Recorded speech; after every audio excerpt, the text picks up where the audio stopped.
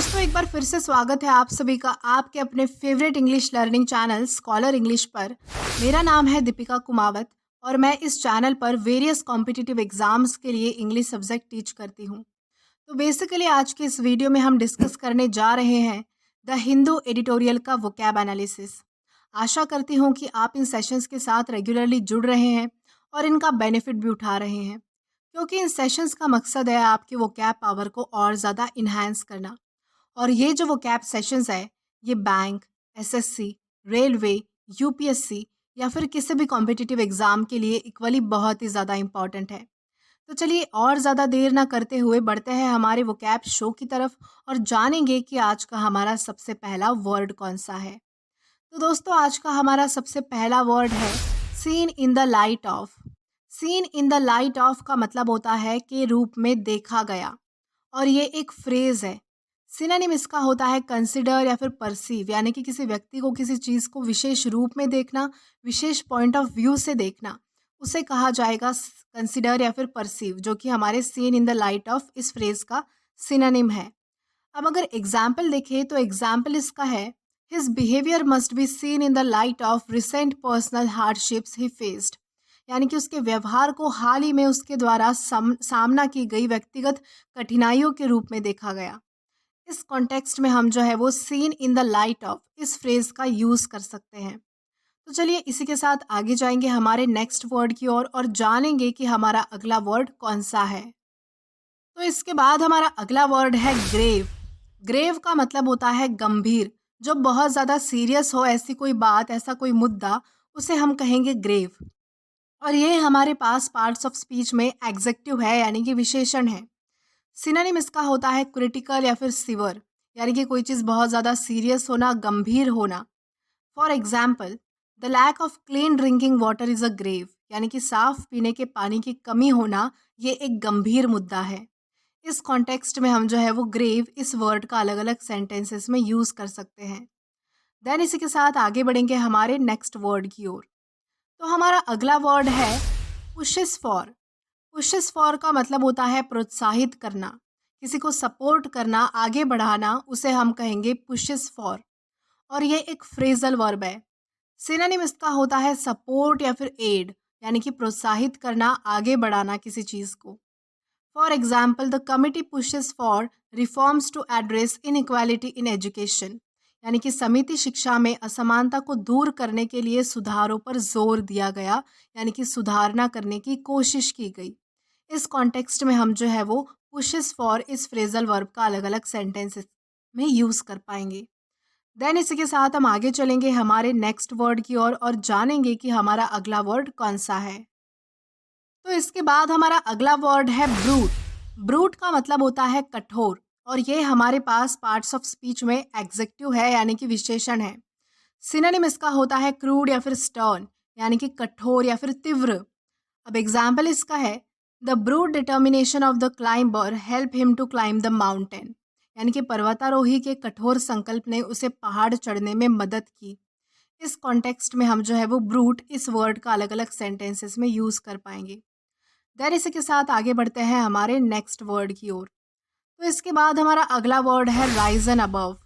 Ryzen above का मतलब होता है अधिक होना, किसी चीज़ में बढ़ोतरी होना, कोई चीज़ बढ़ना, उसका लेवल या फिर अमाउंट बढ़ना, उसे हम कहेंगे राइजन अबव। और ये एक फ्रेजल वर्ब है। सिनोनिम इसका होता है सरपास या फिर ओवरकम, यानी कि अधिक होना या फिर बढ़ना। For example, the charity has Ryzen above, यानी कि दान के प्रमाण में बढ़ोतरी हुई।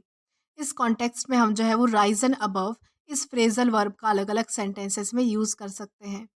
देन इसी के साथ हम आगे जाएंगे हमारे नेक्स्ट वर्ड की ओर और जानेंगे कि हमारा अगला वर्ड कौन सा है। तो इसके बाद हमारा अगला वर्ड है डिक्टैट्स। डिक्टैट्स का मतलब होता है आदेश, किसी की सहमति के बिना ऑर्डर देना, आदेश देना, कमांड देना, उसे कहा जाएगा डिक्टैट्स। और ये हमारे पास पार्ट्स ऑफ स्पीच में नाउन है। सिनोनिम इसका होता है डिक्री या फिर ऑर्डर, यानी कि कमांड देना, आदेश देना। For example, the university dictates on dress code, यानी कि यूनिवर्सिटी ने ड्रेस कोड को लेकर आदेश किया, आदेश दिया या फिर जारी किया। इस कॉन्टेक्स्ट में हम जो है वो डिक्टेट्स इस वर्ड का अलग अलग सेंटेंसेस में यूज़ कर पाएंगे। देन इसी के साथ हम आगे चलेंगे हमारे नेक्स्ट वर्ड की ओर और जानेंगे कि हमारा अगला वर्ड कौन सा है। तो हमारा नेक्स्ट वर्ड है स्लाइट। स्लाइट का मतलब होता है अनादर, अनादर करना, किसी से अच्छे से बात न करना, उसका डिसरिस्पेक्ट करना, उसे कहा जाएगा स्लाइट। और ये हमारे पास पार्ट्स ऑफ स्पीच में वर्ब है यानी कि क्रिया है। सिनोनिम इसका होता है डिसरिस्पेक्ट या फिर डिसरिगार्ड, यानी कि अनादर करना, अपमान करना। For example, the student felt slighted when her classmates excluded her from group activities.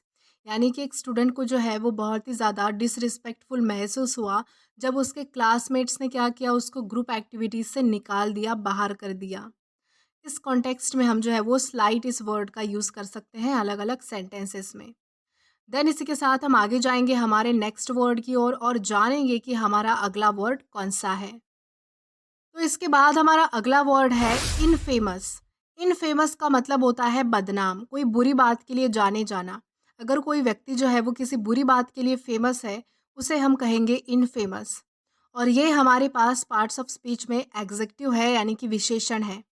Synonym इसका होता है नोटोरियस या फिर डिसरेप्यूटेबल, यानी कि जो है वो कुख्यात होना, बदनाम होना, किसी बुरी बात के लिए जो है वो जाने जाना, उसके लिए फेमस होना, उसे हम कहेंगे नोटोरियस या फिर डिसरेप्यूटेबल, जो कि हमारे इनफेमस का सिनोनिम है। अब एग्जाम्पल की हेल्प से समझते हैं। एग्जाम्पल इसका है the businessman is infamous for bankruptcy, यानी कि जो बिजनेसमैन है वो अपने दिवालियापन के लिए जो है वो बदनाम है। इस कॉन्टेक्स्ट में हम जो है वो इनफेमस इस वर्ड का अलग अलग सेंटेंसेस में यूज़ कर पाएंगे। देन इसी के साथ हम आगे चलेंगे हमारे नेक्स्ट वर्ड की ओर और जानेंगे कि हमारा अगला वर्ड कौन सा है। तो इसके बाद हमारा अगला वर्ड है प्रोटेम। प्रोटेम का मतलब होता है अस्थाई, यानी कि कुछ समय के लिए होना। जो चीज़ परमानेंट नहीं होती, कुछ समय के लिए होती है, उसे कहा जाएगा प्रोटेम। और ये हमारे पास पार्ट्स ऑफ स्पीच में एग्जेक्टिव है यानी कि विशेषण है। सिनोनिम इसका होता है टेम्पररी या फिर एंटरिम, यानी कि अस्थाई, जो हमेशा के लिए नहीं होता, लंबे समय के लिए नहीं होता, कुछ थोड़े समय के लिए होता है, उसे कहा जाएगा टेम्पररी या फिर एंटरिम।